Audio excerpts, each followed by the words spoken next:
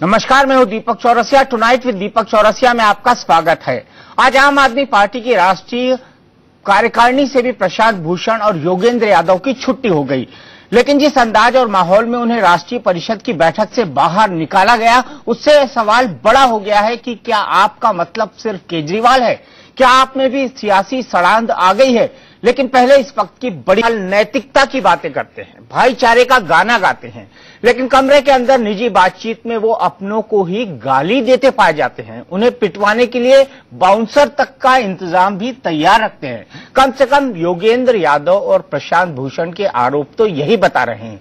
पिछले साल 6 जून 2014 को योगेंद्र यादव और केजरीवाल के बीच शुरू हुई वर्चस्व की जंग ने आज राष्ट्रीय परिषद की बैठक में छीछा लेदर की शक्ल ले ली। आम आदमी पार्टी में आज वही सब कुछ हो रहा है जिसे डर्टी पॉलिटिक्स बताकर केजरीवाल ने राजनीति बदलने की हुंकार भरी थी। अब ये बड़ी बहस का बड़ा सवाल है कि क्या आपका मतलब सिर्फ केजरीवाल है? क्या आप में भी सियासी सड़ांध आ गई है?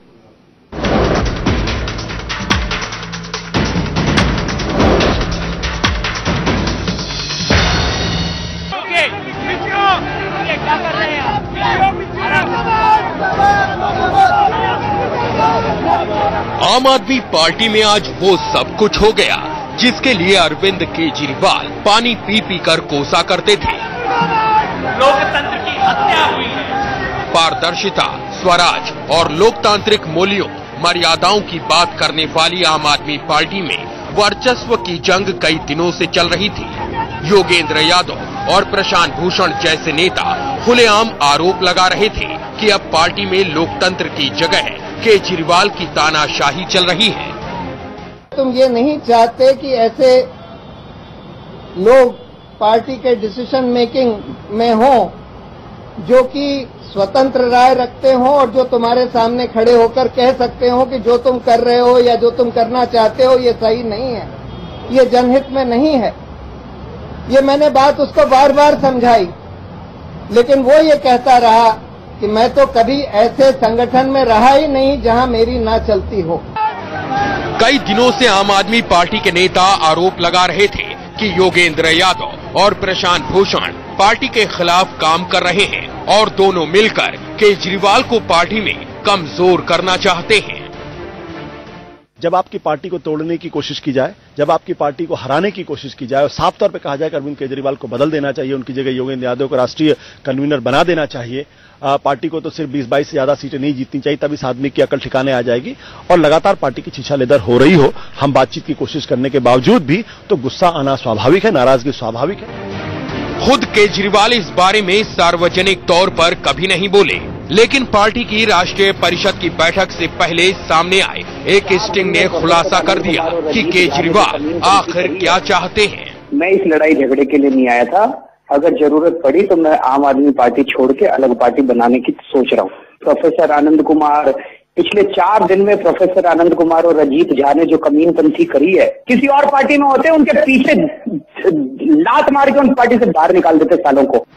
शुरुआत में जो झगड़ा सिद्धांतों के टकराव का नतीजा माना जा रहा था, वो राष्ट्रीय परिषद की बैठक खत्म होते होते केजरीवाल के विरोधियों और समर्थकों की निजी जंग में तब्दील हो गया। इसमें केजरीवाल समर्थकों का पलड़ा भारी रहा और ये तय हो गया कि अब आम आदमी पार्टी का मतलब सिर्फ अरविंद केजरीवाल है। फर्जी मीटिंग करके बगैर लोकपाल को आने दिए, बगैर किसी न्यूट्रल ऑब्जर्वर को आने दिए, बगैर ये देखे कि कौन वोटिंग मेंबर्स हैं कौन नहीं है, ऐसे ही शोर शराबे में कोई रेजोल्यूशन बिल्कुल साफ था कि बिल्कुल पूरा प्री प्लान था। आज षड्यंत्र रचा गया है, लोकतंत्र की हत्या हुई है, मनमानी की गई है, जो हमारी आवाज थी उसको दबाया गया है। योगेंद्र यादव, प्रशांत भूषण, प्रोफेसर आनंद कुमार और अजीत झा अब आम आदमी पार्टी की राष्ट्रीय कार्यकारिणी से बाहर निकाले जा चुके हैं। पार्टी में उनकी सदस्यता भी कब तक बचेगी ये किसी को नहीं पता। अगर कुछ साफ साफ सामने है तो बस यही सच्चाई कि जिस आम आदमी पार्टी पर दिल्ली की जनता ने सबसे ज्यादा भरोसा किया, उस पार्टी के बड़े नेताओं को ही एक दूसरे पर भरोसा नहीं है। कपिल मिश्रा, नितिन त्यागी, इन सब लोगों ने अरविंद जी के भाषण के बीच में खड़े होके नारे लगाना, गद्दारों को बाहर करो, ये सब करना शुरू किया। जो पार्टी जन लोकपाल के नाम पर वजूद में आई, उसने अपने ही आंतरिक लोकपाल को अपनी बैठक में नहीं आने दिया। जो पार्टी राजनीति में बाहुबल के खिलाफ थी, उसने अपनी राष्ट्रीय परिषद की बैठक में बाउंसर्स तैनात कर रखे थे। ये सच अब सवाल बनकर केजरीवाल के सामने है कि आखिर आम आदमी पार्टी अब बाकी दलों से अलग कैसे है। कल जो अरविंद केजरीवाल की बातचीत सामने आई, जिसमें वो कह रहे हैं कि कोई और पार्टी होती तो इनको लात मार के निकाल देती, वही आज उन्होंने दिखा दिया कि आम आदमी पार्टी भी कोई और पार्टी बन गई है। अजीत श्रीवास्तव और आशीष सिन्हा के साथ रजत राकेश टंडन, दिल्ली, इंडिया न्यूज।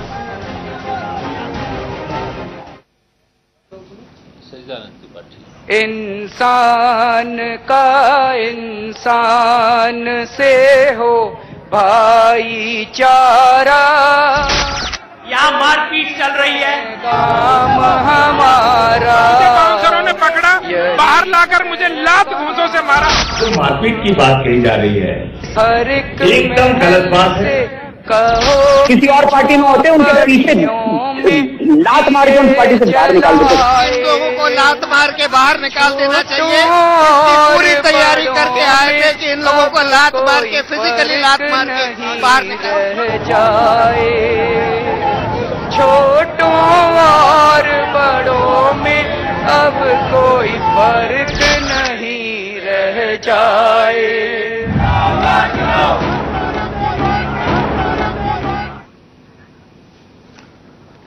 तो इंसान से इंसान का हो भाईचारा, यही पैगाम हमारा। लेकिन अपनी ही पार्टी में भाईचारा नहीं रख पाए केजरीवाल कह रहे हैं जो ना खाता जो न बही, जो केजरीवाल कहें वही सही। तो ये क्या चल पाएगा? चल नहीं पाएगा जनाब। अब यही चलेगा आम आदमी पार्टी के अंदर, क्योंकि अब केजरीवाल का ही वर्चस्व होगा, केजरीवाल ही सर्वे सर्वा होंगे। अपने जितने भी विरोधी हैं उन्होंने उनका सर कुचल दिया है, अगर ये कहा जाए तो गलत नहीं होगा। इसी पर पूरी चर्चा करने के लिए हमारे साथ doctor Sambit Patra, national spokes person Bharatiya Janata party, हमारे साथ मीम अफजल साहब, नेशनल स्पोक्स पर्सन कांग्रेस, हमारे साथ थोड़ी देर में जुड़ेंगे भगवंत मान जो कि लोकसभा के एमपी हैं आम आदमी पार्टी के, हमारे साथ है रमजान चौधरी साहब जिनकी कथित पिटाई हुई है आज उस नेशनल काउंसिल की मीटिंग के अंदर, हमारे साथ वरिष्ठ पत्रकार कुमार संजय सिंह जी हैं स्टूडियो में, हमारे साथ वरिष्ठ पत्रकार एनके सिंह साहब हैं और हमारे साथ उमेश कुमार सिंह साहब हैं जो कि बिहार के सह प्रभारी आपके। उनकी ही बातचीत का टेप कल अरविंद केजरीवाल के साथ जारी हुआ था, जिसमें अरविंद केजरीवाल कई तरह के अलंकरण देते हुए पाए गए थे प्रोफेसर आनंद कुमार, अजीत झा और योगेंद्र यादव को, और उन अलंकरणों से आप परिचित हैं। लेकिन संबित, सबसे पहले मैं आपके पास आना चाहूंगा। अब आम आदमी पार्टी तो बीजेपी बन गई,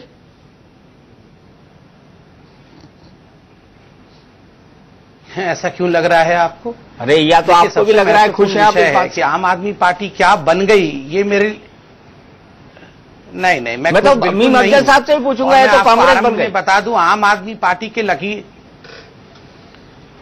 नहीं आप कोई बात नहीं, मैं जवाब देने के लिए बैठा हूं। देखिए एक बात मैं आरंभ में ही स्पष्ट कर दूं, आम आदमी पार्टी के लकीर को छोटे करके मैं अपने लकीर को बड़ा सिद्ध करूं, ये उचित नहीं है। हम अपने लकीर को बड़ा करेंगे, उनके लकीर का क्या होता है उन्हीं के ऊपर छोड़ दिया जाए। और मैं भी टिप्पणी नहीं करना चाहूंगा, जो आम आदमी पार्टी के अंदर में हो रहा है वो हिंदुस्तान देख रही है। हम यहां जज बन के नहीं बैठे हैं, हम यहां विश्लेषण करेंगे, फिलोसोफाइज करेंगे। जज तो जनता है, जनता निर्णय लेगी क्या करना है और क्या। 4 दिनों से सब कोई देख रहे हैं क्या हो रहा है। और दीपक जी आप बताइए, जब आम आदमी पार्टी बनी थी तमाम लोग आए थे, उन्होंने क्या कहा था? आप साक्ष्य हैं, आप जानते हैं क्या हुआ था। उन्होंने कहा था कि हम सब कुछ छोड़ के आए हैं, मां भारती की सेवा करेंगे, हिंदुस्तान की सेवा करेंगे, हमें कुछ नहीं चाहिए, हमें कुछ भी नहीं चाहिए, घर नहीं चाहिए, द्वार नहीं चाहिए, गाड़ी नहीं चाहिए, घोड़ा नहीं चाहिए। मगर दीपक जी बताइए, जहां कुछ नहीं चाहिए वहां इस प्रकार का ज्वर होना चाहिए क्या? वहां तो शांति हो, जहां कुछ नहीं चाहिए वहां आश्रम की शांति होती है, वहां अशांत होता ही नहीं है, वहां ठहराव होता है। मगर जो हम 4 दिन से देख रहे हैं ये क्या माहौल है? ये तो ज्वर है, ये तो त्वरितता है, ये तो पाने की जल्दी है। मैं इतना ही अंत में कहूंगा कि आम आदमी के पार्टी के जो मेरे भाई हैं वो पाने की जल्दी में है, करने की जल्दी में नहीं है। कहा था कि हम करने की जल्दी में हैं, हमें चाहिए कुछ नहीं, पाने की जल्दी में। इस सवाल पर मैं आऊंगा, लेकिन मीम अफजल साहब आपसे क्विक कमेंट। बहुत जल्दी कांग्रेस बन गई आम आदमी पार्टी। देखिए, कांग्रेस ने कभी आपका या दूसरे लोगों के जो इल्जामात हैं हमेशा उसका जवाब दिया है, लेकिन आम आदमी पार्टी ये कहकर आई थी कि हम एक नई किस्म की राजनीति करेंगे जो अब तक की जितनी पार्टियां हैं उनसे अलग होगी। उसके अंदर ट्रांसपेरेंसी होगी, उसके अंदर डेमोक्रेसी होगी, उसमें हर एक की बात सुनी जाएगी, यहां तक कि हम जो फैसले करेंगे वो आवाम से पूछ के करेंगे। तो आज तो फैसला नेशनल काउंसिल में हो गया, इससे पहले पीएसी में हो गया। आवाम से तो पूछा नहीं गया, कार्यकर्ताओं से तो पूछा नहीं गया। कार्यकर्ताओं की एक general body meeting Ramlila ground में करते, वहां पर फैसला लेते तो बड़ा अच्छा होता, समझा जाता कि भाई बहुत ही डेमोक्रेटिक लोग हैं। लेकिन अगर जो कुछ इन्होंने किया है वो तो इस तरह से किया है जो आमतौर पर रेगुलर पार्टियों के अंदर भी नहीं होता।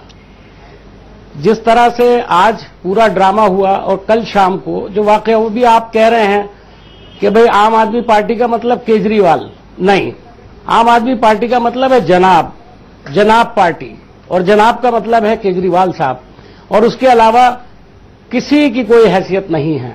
और अगर कोई हैसियत बनाने की कोशिश करेगा तो उसका हशर वो होगा जो योगेंद्र यादव का हुआ है, उसका हशर वो होगा जो प्रोफेसर आनंद का हुआ है, और उसके बारे में वो जुमले बोले जाएंगे जो कल स्टिंग ऑपरेशन में समझ में आए लोगों की। और आपने तो अभी गाना सुना दिया, इतना बढ़िया आपने गाना उनके मुंह से सुनाया, बड़ा मशहूर, कि इंसान का इंसान से हो भाईचारा, यही पैगाम हमारा। और शाम को कल रात में हम टीवी चैनल पर बैठे हुए तो तभी ये एक चैनल पर चली ये खबर और ये स्टिंग ऑपरेशन चला, और हमने देखा कि इंसान का इंसान से, और खासतौर पर आप पार्टी के लीडरों का उन्हीं के अपने भाइयों यानी अपने लीडरों के लिए कैसा भाईचारा है, और ये कब से चल रहा है। मैं समझता हूं कि दिल्ली के लोगों को अब कम से कम ये एहसास हो रहा है। कल से मैं काफी लोगों से बात की है, मैंने जानबूझकर, मैं सड़क पर गया, मैंने एक दुकानदार से बात की, मैंने एक राह चलते आदमी से बात की, मैंने कुछ पढ़े लिखे लोगों से बात की, और सबसे पहले मैंने एक सब्जी वाले से बात की। और मैंने कहा भाई आम आदमी पार्टी के बारे में वो अजीब, वही तो पार्टी हमारी है, वही तो आ गई। भाई वो जो झगड़ा कहने लगा, साहब मैंने सुना तो है झगड़ा चल रहा है, ये झगड़ा तो नहीं होना चाहिए, झगड़े के लिए थोड़ी आई थी ये पार्टी तो काम करने के लिए आई थी। अब अगर आप कुछ इत्तेफाक से छोटा मोटा काम कर भी रहे हो, जैसा कि आज के कुछ अखबारों में सिटी पेज पर आया कि वो ई राशन कार्ड शुरू हुआ, ये वो सब बातें बैकग्राउंड में चली गई। बिल्कुल आपका अपना इतना नुकसान हो गया कि मैं बर्बाद होकर के रह गया। मैं आपको ये कहना चाहता हूं, ठीक है, आम आदमी पार्टी ने, ठीक है अफजल साहब, आपने अपनी बात रखी। भगवंत मान के पास चलूंगा सीधे, मैं सीधे भगवंत मान जी के पास चलूंगा। भगवंत मान जी, रमजान चौधरी जी आपके बगल में बैठे, इनको तो पिटवा दिया आपने।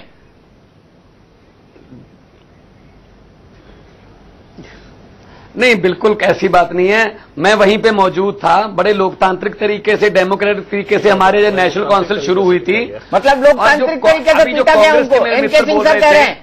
कम से कम ये तो ना बोले। नहीं, पिटाई वाली बात जो है वो बिल्कुल सच नहीं है। वो रमजान चौधरी साहब आपको पीटा गया कि नहीं? भगवंत मान वहां पे हमने कोई बाउंसर या बॉक्सर नहीं थे। हमारे जो व्यवस्था कायम करने वाले वॉलंटियर थे वो हैं, उनमें से 80% तो महिलाएं हैं, लड़कियां हैं। तो कहां बॉक्सर की और बाउंसर की बात कर रहे हैं ये? इनके पास कोई और बहाना नहीं था, और इनके पास कोई बहाना नहीं था बाहर आके क्या बोलना चाहते थे। रमजान चौधरी जी बता दीजिए क्या हुआ? ये बाइकाट करके क्यों आए? बैठ के बात करते ना वहां पे।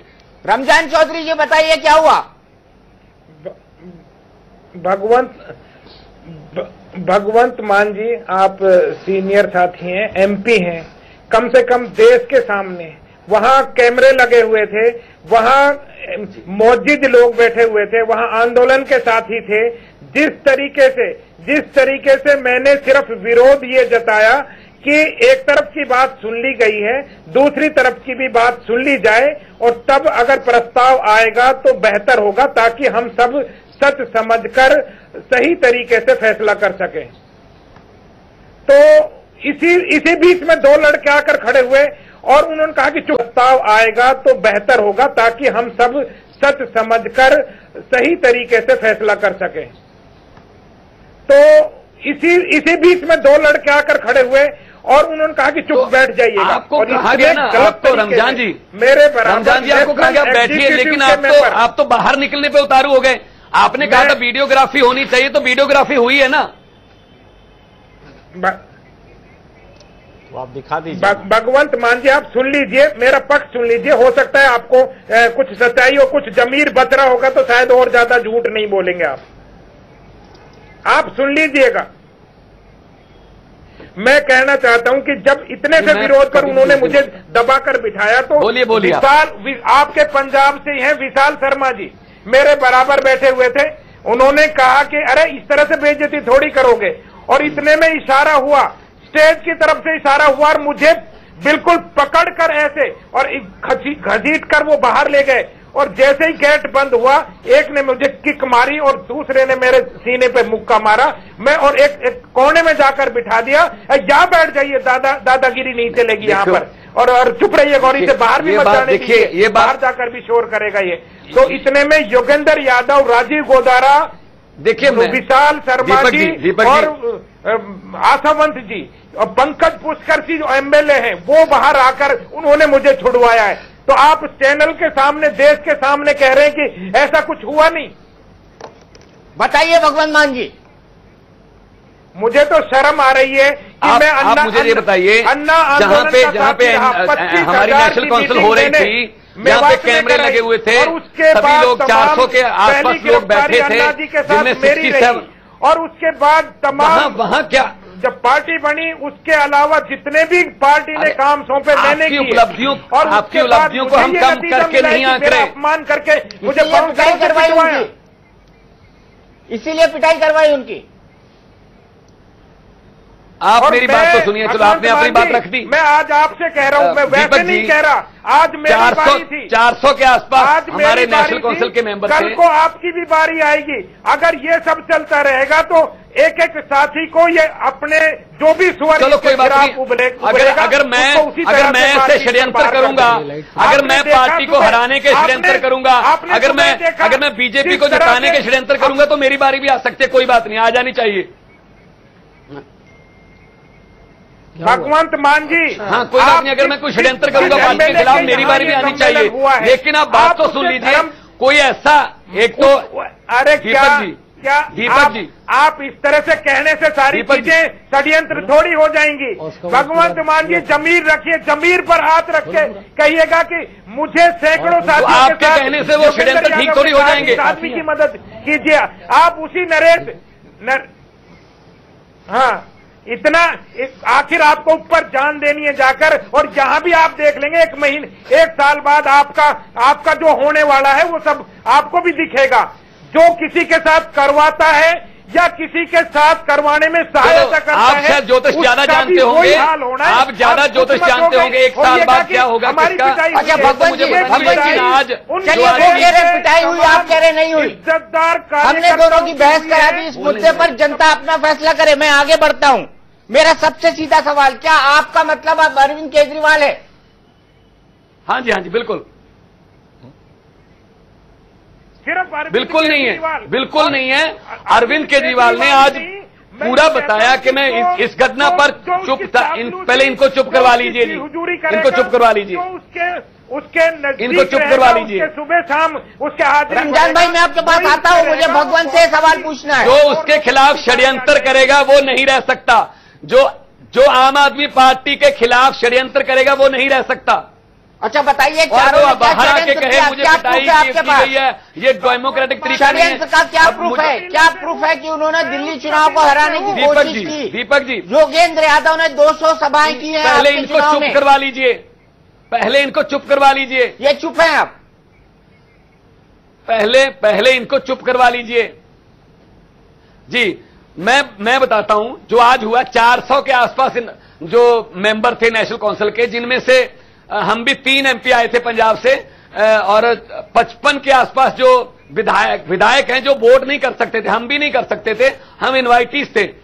और जो फैसला हुआ है, या तो कोई ऐसा फैसला होता कि 2-4 मतों से है जी, इन्होंने हमें धकेल के मत नहीं डालने दिया, हमें अपना पक्ष नहीं रखने दिया, इसलिए हमको निकाल दिया गया। जो फैसला हुआ 247 हमारे पक्ष में है कि इनको निकाल दिया जाए, सिर्फ 8 इनके पक्ष में है, 54 ने वोट नहीं डाला, 2 ने ना हां कहा ना कहा। इस फैसले में क्या कोई आपको कोई गैर लोकतांत्रिक अनडेमोक्रेटिक बात लगती है? इसमें कोई केजरीवाल का फैसला लगता है? अगर केजरीवाल ने फैसला लेना होता तो 1 महीना क्यों लटका होता है ये काम? मान साहब, राहुल गांधी 1 मिनट में अगर उसका जोक भी लाइक करते सोशल मीडिया पर, उसको नहीं है, आप कलाकार भी है। और कई बार लगता है कि वो बार बार जो अपील कर रहे हैं, रमजान साहब की जमीर की बात होती है। एक बार आप सोचिए क्या कह रहे हैं। सेलेक्ट आप करेंगे, आपके पास कोई लिस्ट नहीं है, सेलेक्टिवली अप्रोप्रिएशन करेंगे नेम्स का, और वो वही लोग जाएंगे, उसमें 400 पहुंच जाते हैं। ऑल ऑफ ए सडन आप कहते हैं कि नहीं, ये लोग ऑब्जर्वर्स रहेंगे या ये आएंगे, और एक एमएलए इसको इनवाइटी बना लिया जाता है। ऑब्वियसली एमएलए को सत्ता में रहना है, वो कैसे अधिक के खिलाफ जाएगा? मैं पूरी कर लूं, वोटिंग हुई है ना, जब वोटिंग हुई है तो आप कह रहे हैं कि आपके खिलाफ कर रहा है, जो नॉन वोटिंग, दरअसल वो आपके खिलाफ नहीं था, वो अरविंद केजरीवाल के खिलाफ था, उसको आपने आप बना दिया। पूरी लड़ाई इसी की है ना, कि क्या ये आपके खिलाफ है, लड़ाई वर्चस्व की। तो सीधी सी बात है। और मैं तो आपके आपके देश को धन्यवाद दूंगा, इतना बढ़िया कॉन्ट्रास्ट दिखा है पर्सनालिटी का। केजरीवाल के खिलाफ लड़ाई है, सिर्फ महत्वाकांक्षा अपनी है, सिद्धांतों के नाम पर महत्वाकांक्षा। यही तो वो भी कह रहे हैं। केजरीवाल की महत्वाकांक्षा नहीं है भगवंत जी, बड़ा सीधा सवाल है। वही कह रहे हैं, क्या ये अरविंद केजरीवाल की महत्वाकांक्षा नहीं है? क्या ये अरविंद केजरीवाल की महत्वाकांक्षा नहीं है? क्या इन्हीं सब क्या केजरीवाल अपने विरोधियों की आवाज बर्दाश्त नहीं कर पाते? क्या केजरीवाल अपने नजदीक अपने आलोचकों को नहीं रख पाते? क्या वो वही केजरीवाल है जो राजनीति में डेमोक्रेटिक तरीके से गंदगी की सफाई की बात करते थे? अगर पार्टी का अनुशासन,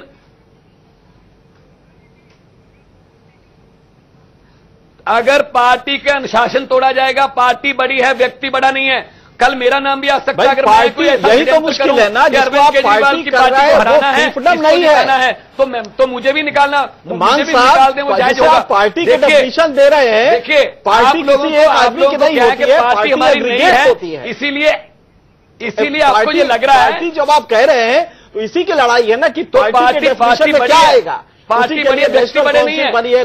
अगर बनी है, यही एक बनी है, दीपक जी बोलिए। आपने भी, दीपक जी, आपने भी फुल स्क्रीन पर ब्रेकिंग न्यूज चलाई थी कि अरविंद केजरीवाल से अजय माकन अच्छा है, अरविंद केजरीवाल से किरण बेदी बेटर सीएम हो सकती है। किसने कहा था? शांति भूषण जी ने।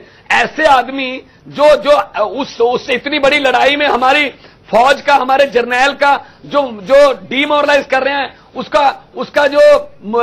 डीमोरलाइज करने की कोशिश करें, ऐसे लोगों को क्या पार्टी में रहना चाहिए? उनको तो आपने निकाला नहीं, उनको क्यों नहीं निकाला?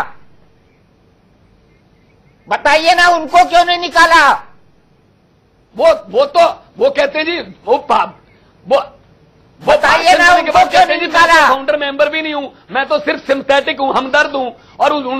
और आज क्यों आए थे नेशनल काउंसिल में? वो उनके बेटे आज क्यों आए थे नेशनल काउंसिल में वो भगवंत मान जी? आज नेशनल काउंसिल में क्या कर रहे थे वो? गारंटी नहीं लेता हूं मैं। आज वो नेशनल काउंसिल में क्या कर रहे थे जी? तो आज नेशनल कॉन्फ्रेंस में आए थे वो। क्यों आए थे जी? जो वो आपके जनरल की खिलाफत करी, क्यों आए थे जी? जो एनी हुई थी तो वो वहां भी आए थे। क्यों आए थे जी? हम यही कह रहे हैं कि जो आदमी ये कह रहा है कि बीजेपी को जिताना है, अरविंद केजरीवाल को विपक्ष का नेता बनाकर हम कन्वीनर बनेंगे, तो ऐसी बातें करने वालों के खिलाफ एक्शन तो लेना पड़ेगा जी। तो शांति भूषण के खिलाफ एक्शन क्यों नहीं लिया जी?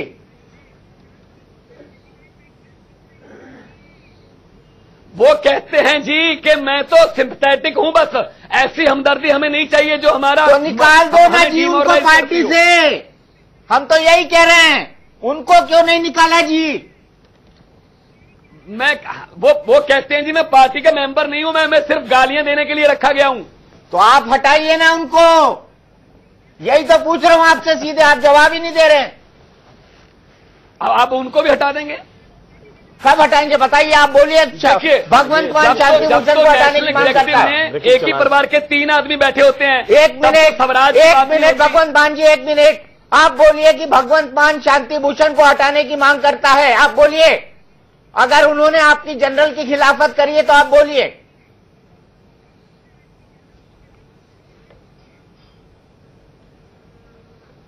जी मैं बोलूं? बिल्कुल।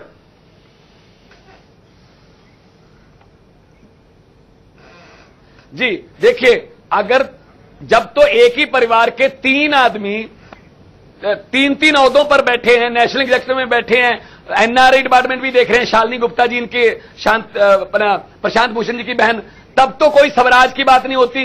जब अरविंद केजरीवाल से ये टिकट क्यों दे दी, ये ऐसे क्यों दे दी, ये स्वराज नहीं है। जब 1 करोड़ रुपया चंदा दे रहे थे उस वक्त किस परिवार के लोग ऐसी बातें क्यों कर रहे हैं? भगवंत मान जी, क्या आप तो इसका मतलब 1 करोड़ का चंदा देके उसके बाद पार्टी को खत्म करना, संगठन को खत्म करना? क्या आप शांति भूषण को पार्टी से निकलने की मांग करते हैं? पार्टी में है ही नहीं, वो सिर्फ डिमोरलाइज करने के लिए रखे हुए हैं। अच्छा, मैं फिर आऊंगा इस सवाल पे, मैं फिर आऊंगा, क्योंकि उन्होंने आपके जनरल को गाली दी है। क्या ऐसे सिंपैथाइजर आपको चाहिए? ब्रेक जी, इंसान से इंसान का कितना भाईचारा अरविंद केजरीवाल चाहते हैं, ये आज हमको आपकी एनसी की मीटिंग में यानी नेशनल काउंसिल की मीटिंग में देखने को मिल गया। लेकिन फिर मैं आपसे वही सवाल दोहराता हूं कि क्या पार्टी के ऐसे सिंपैथाइजर को पार्टी के अंदर जरूरत है जो सीधे अरविंद केजरीवाल को राजनीतिक तौर पर नुकसान पहुंचाना चाह रहा हो?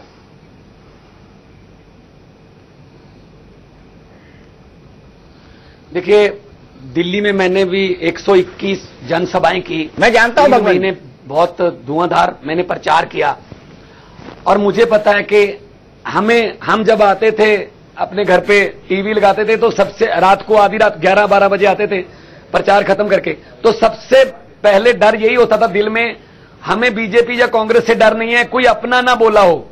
और अपनों में यही 2-3 हैं जो हर वक्त हमें धमकियां देते थे, अगर ये ना किया तो हम पीसी करके ये कर देंगे, पार्टी को बर्बाद कर देंगे। हम इनको मिन्नतें करते थे कि हम विरोधियों को पस्त कर लेंगे, लेकिन आप चुप रहें। लेकिन इन्होंने फिर भी नहीं, आप राम कहानी मत सुनाइए। मैं सिर्फ इतना पूछ रहा हूं कि क्या शांति भूषण जैसे पार्टी के सिंपैथाइजर को पार्टी में रहने का हक है जो ये कहते हो कि अरविंद केजरीवाल से अच्छे अजय माखन है बीच चुनाव के बीच में?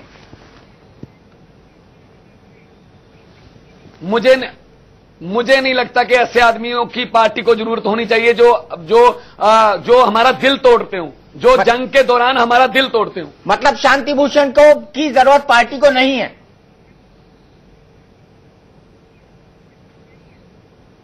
मुझे नहीं लगता कि ऐसे आदमी जिनसे हमें यही डर लगा रहता है कि कब इन्होंने क्या बोल देना है, हमें पता नहीं होता कि इस बात का विरोधियों को फायदा होगा।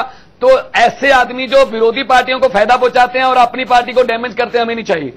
शांति भूषण को पार्टी से बाहर निकाल देना चाहिए।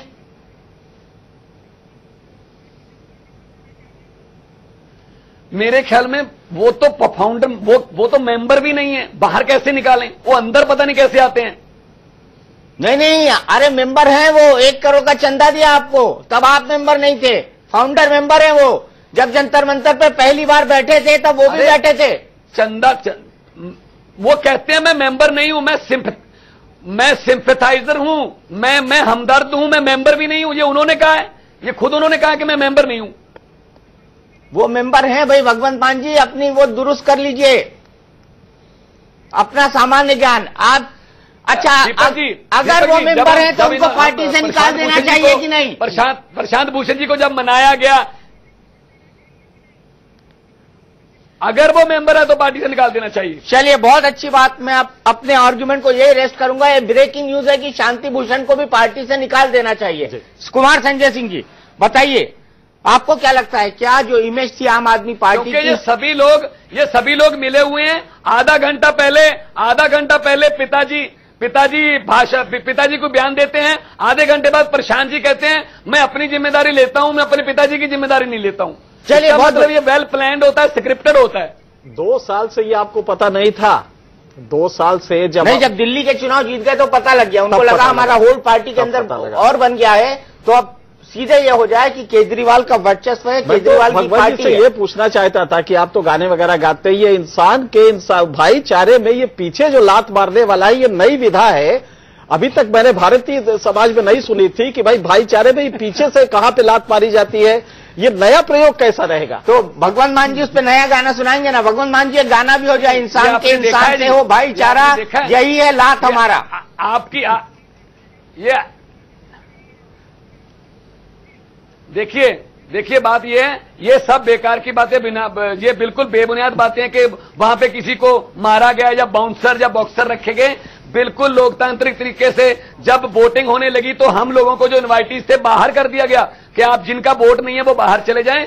5 मिनट के बाद की बात नहीं कर रहे हैं भगवंत भाई, कर गए। 8 वोट पड़े हैं जी उनके पक्ष में। हम फिलॉसफी की बात कर रहे हैं। कल उमेश जी की जो बात हुई थी उसमें उन्होंने कहा था कि अगर ऐसे लोग पार्टी में और दूसरी पार्टी में, इनको पीछे लात मार के निकाल देते। हम उस लात की बात कर रहे हैं। और उन्होंने गाना गाया ना, इंसान का हो इंसान से हो भाईचारा, मतलब क्या है? यही है लात हमारा। कि हमने तो इंसान का भाईचारा का धर्म निभाया है। हमारे पास तो ये अभी भी हमारी पार्टी में, अगर किसी और पार्टी में होते, बीजेपी या कांग्रेस में होते तो इतना टाइम नहीं लगता था। नहीं तो आप भी तो लात मारने वाले हैं उनको।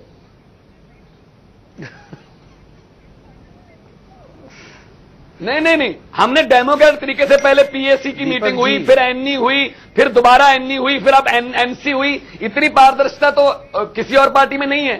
नहीं, दूसरी पार्टियों में भी ऐसे ही निकालते हैं, पर आपके यहां तो डिशुम भी हुआ है।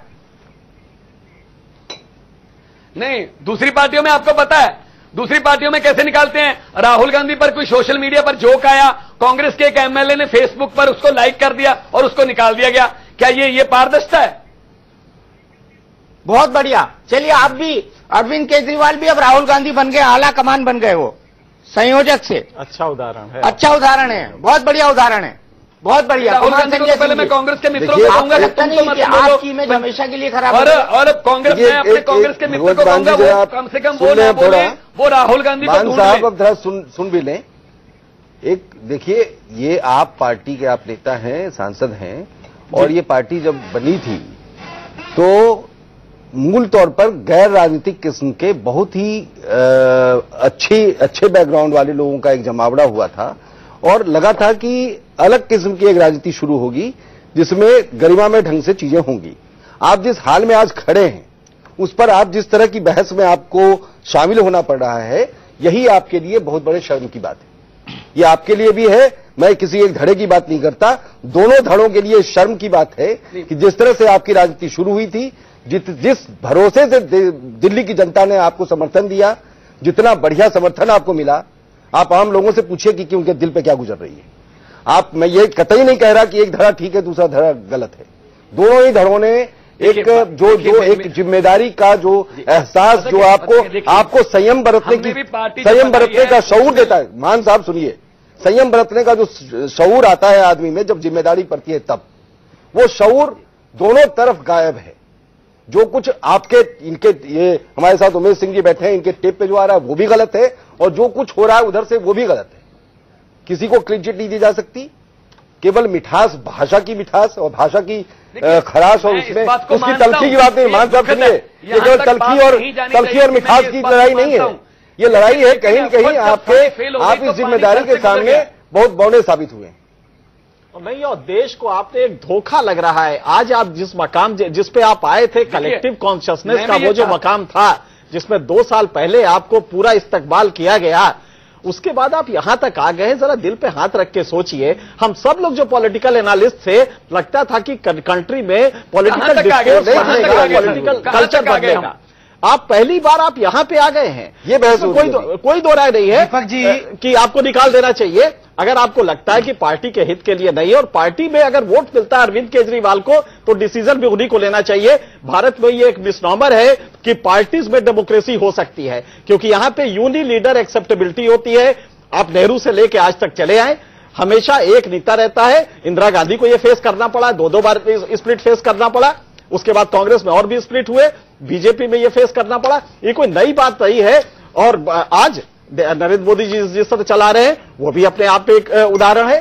तो ये नेता चलाता है, नेता को वोट मिलता है वही चलाता है। बिल्कुल अरविंद केजरीवाल सही कर रहे हैं, लेकिन तब फिर स्थिति ये है कि अगर अरविंद केजरीवाल ये कर रहे हैं तो उनको एक्सपेक्टेशन जो है समाज का, ये जो आप कर रहे हैं, आज जो आपने किया, इससे ये लग रहा है कि अब आप यहीं पे सिकुड़ जाएंगे दिल्ली में, अब आप इससे बाहर नहीं निकल सकते।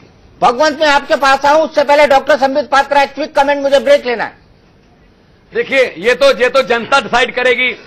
देखिए मैं बड़े ध्यान से सुन रहा था, एक मिनट भगवान जी, मैं बड़े ध्यान से सुन रहा था। भगवान जी, आपको एक फ्रेंडली एडवाइस है। देखिए आप जिसको निकालना चाहे ये आपका व्यक्तिगत मामला है, हम कौन है, मगर इसी तरह आप सबको निकालते गए तो झाड़ू बहुत जल्दी तिनका में बदल जाएगा। तिनका तिनका निकलता चला जाएगा और लास्ट में झाड़ू झाड़ू ना कहलाएगा, वो तिनका बन जाएगा। आप सावधान रहना, कहीं आपसे तुम और तुमसे तू मत बन जाना, ये भी ध्यान रखते हुए चलना।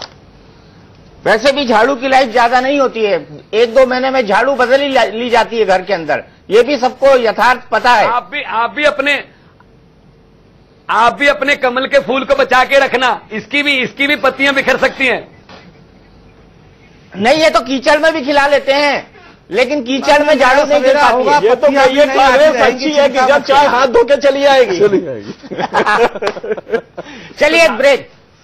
मौजूद है जिनसे केजरीवाल की बातचीत का टेप कल जारी हुआ था, जिसमें केजरीवाल ने योगेंद्र यादव, खासकर प्रोफेसर आनंद कुमार और अजीत झा के बारे में कहा था, कमीने, साले, पीछे लात मारकर निकाल देते। उमेश भाई, उस टेप के अंदर जो बातें कही थी, क्या उनको सुनकर आप स्तब्ध थे? जरूर, ये सुन के थोड़ी आश्चर्य तो हुआ। ये मेरे लिए एक शॉकिंग न्यूज थी। मैं तो एक बीच बचाव की कोशिश कर रहा था, बनारस में बैठ के देख रहा था कि दिल्ली में झगड़ा चल रहा है, उसका पूरे प्रदेश पे एक बुरा प्रभाव पड़ रहा था। इस दल को बनाने के लिए जिन लोगों ने संकल्प लिया था, जो एक तरुणाई जगी थी, जो नौजवान आया था, जो राजनीति के प्रति पढ़े लिखे लोगों में भी एक भाव जगा था, जिन्होंने अपने को इन्वॉल्व किया था, वो आज फिर अपने को ठगे महसूस कर रहे हैं। हम जैसे लोग ये बात सुन के स्तब्ध रह गए। कुछ लोग सफाई दे रहे हैं, कह सकते हैं कि भाई हम बाप अपने बेटे को ये कर सकता है, गाली दे सकता है, मार भी सकता है, इसमें बुराई क्या है। लेकिन बेटा भी बाप को गाली दे देगा। हम अरविंद हम उम्र हैं, लेकिन प्रोफेसर आनंद कुमार हम लोगों के बाप के समान है। उनके साथ यह बर्ताव, यह भाव लाना ही अपराध है, पाप है। आज जो हुआ नेशनल काउंसिल की मीटिंग में, फर्जी सिग्नेचर कराए गए कि सही सिग्नेचर कराए गए, ये बातें बिल्कुल अब पार्टी को बदनाम ही कर रही हैं। इससे कुछ मिलना नहीं है। जो चीज थी, जो बात थी, जो उम्मीदें थी जनता को, वो तो टूट चुकी है, भगवान, वो इसका क्या जवाब समाप्त हो चुकी है। लेकिन मैं ये दावे के साथ कह सकता हूं कि परिवर्तन के लिए जनता तो तैयार है। इस देश की परिवर्तन अवश्य संभावी है। नेता अपने को तैयार नहीं कर पा रहा है, लेकिन संघर्षों में नेता भी उभर के एक न एक दिन आएगा, क्योंकि परिवर्तन अवश्य संभावी है। इस 125 करोड़ की आबादी में एक अदद नेता की तलाश है इस देश को, जो अभी तक नहीं मिला है। जनता को तलाश है, जारी है, वो आएगा भी, पल रहा है इसी धरा पे कहीं न कहीं। भगवंत, बड़ा सवाल यहां पर यह है कि आपके साथी सांसद धर्मवीर गांधी वो कह रहे हैं कि आपकी हत्या, आप में लोकतंत्र की हत्या हुई है। आप कह रहे हैं हत्या नहीं हुई है, यहां तो लोकतंत्र जीता है। अब मैं आपके साथी धर्मवीर गांधी की बात को सच मानूं या आपकी बात को सच मानूं?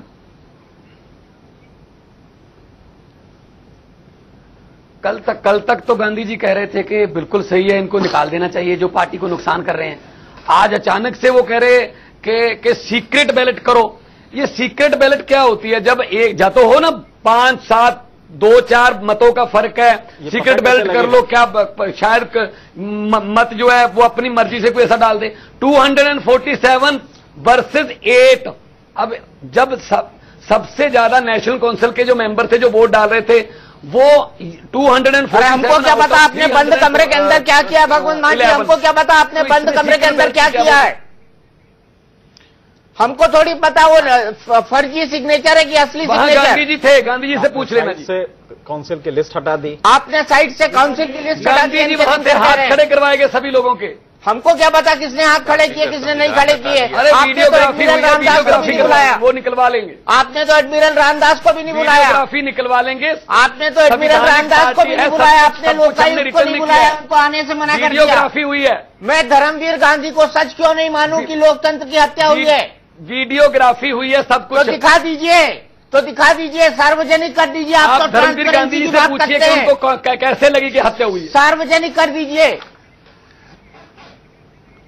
देखिए आप लोग